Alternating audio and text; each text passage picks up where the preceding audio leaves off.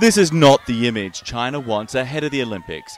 The protests are in New Delhi, but the demonstrations are outside the Chinese embassy, Tibetan exiles marking the anniversary of a failed uprising. Similar protests too have reportedly taken place in Tibet's capital, Lhasa, with more than a dozen monks arrested, according to the Tibetan Center for Human Rights. In fact, so sensitive is the communist government to all of this, censors here have been working overtime.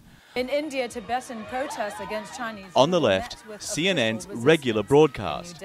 On the right, the blacked-out screen seen by viewers in mainland China.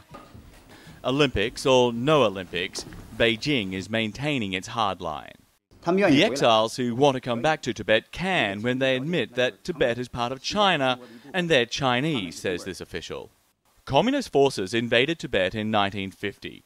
9 years later, its spiritual leader, the Dalai Lama, fled into exile and for years has been a globe-trotting thorn in Beijing's side, which has labelled him a dangerous separatist. The Dalai Lama's forces want to have a liberal democratic system in Tibet.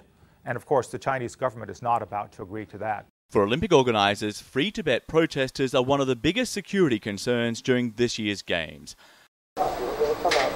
Last August, they unfurled banners on the Great Wall, as well as the Tibetan side of Mount Everest, where Games organisers plan to carry the Olympic flame, a controversial move which critics say is meant to legitimise China's rule over Tibet. And this week, China banned all Everest climbs on the north face of the mountain for the coming months. A letter sent to expedition companies cites increasing environmental pressures and does not mention the Olympic torch. There's still 5 months before the Olympics and the protests are just getting started, with Tibet one flashpoint among many. So instead of basking in the glow of international praise, China might yet be facing a long hot summer. John Vors, CNN Beijing.